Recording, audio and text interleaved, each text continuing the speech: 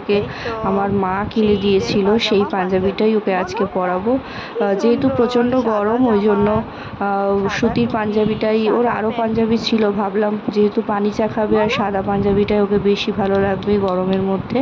তো এদিকে আমার প্লেট সাজানোও কমপ্লিট হয়ে গেছে, পায়েস, ডাবের জল আর এদিকে 5 রকম সন্দেশ। ও তো খাবে একটুখানি, তো আমার বড় ওকে নিয়ে বসে পড়েছে একদম প্লেট সাজিয়ে।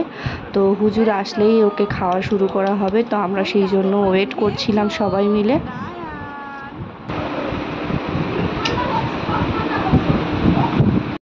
তো হুজুর চলে এসেছিলেন আর আমার বর বলছিল সামনে দাঁড়াও, সামনে থেকে ফটো ভিডিও করবে। আমরা দুজনেই হাজব্যান্ড ওয়াইফ ভীষণ সোশ্যাল মিডিয়ায় অ্যাক্টিভ, তো সেই কারণে ফটো ভিডিওস কিছু মিস করা যাবে না সেটাই বলছিল। তো এই দেখতেই পাচ্ছ ডাবের জল একটা গ্লাসে ঢেলে দিয়েছিলাম, তো সেইটাই ওকে সামান্য পরিমাণে একটুখানি, তো খুব ভালো এখনও খেতে শেখেনি। আর সেদিন কি জানি আমার ছেলে প্রচণ্ড হাসছিল, খুব আনন্দে ছিল, এই গরমের মধ্যেই ওর মুখে হাসি লেগেই ছিল। তো ডাবের জল ওকে দেওয়া হলো, তো কিছুটা ফেলে ফেলে দিচ্ছিল, যেহেতু প্রথমবার খাচ্ছে তো সেই কারণে ফেলে ফেলে দিচ্ছিল, তো তাও ওকে একটুখানি করে খাওয়ানো হলো। হয়ে গেছে না, এবারে পায়েস গাড়ি দিয়ে দাও। না না হয়ে গেছে, দিয়েছি।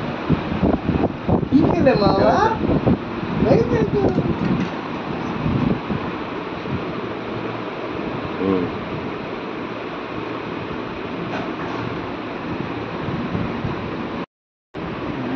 কতগুলো খাবে? খাওয়া শিখলে ব্যাস তখন তো হেসেই যাচ্ছে, হাসবে পরে, খেয়ে না।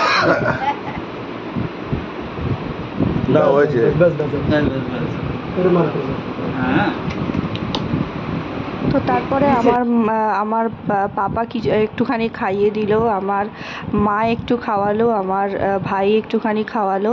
সেই গায়ে হলুদের সময় সবাই যেরকম একটু একটু করে খাওয়ায়, তো সেরকমই মনে করো এটাই ওর প্রথম আর কি আনুষ্ঠানিকভাবে একটা ছোট্টখাট্টো ওর অনুষ্ঠান চলছে। আবার সেই ওর বিয়ের সময় এরকমভাবে কেউ হয়তো মুখে পায়েস দেবে, জল দেবে, হলুদ মাখাবে।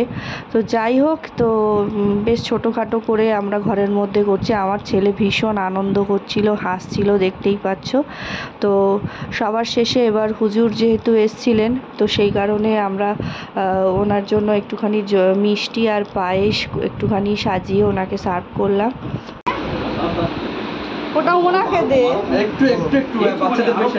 তো চলো দেখা হচ্ছে আবার নেক্সট ব্লগে। ছেলেকে তো খাইয়ে দিয়েছি, তো এবারে জল খাবে ভালো করে, এতদিন গরমে ওকে জল খাওয়াতে পারছিলাম না। তো পানি চা খানোর অনুষ্ঠান আমার কমপ্লিট।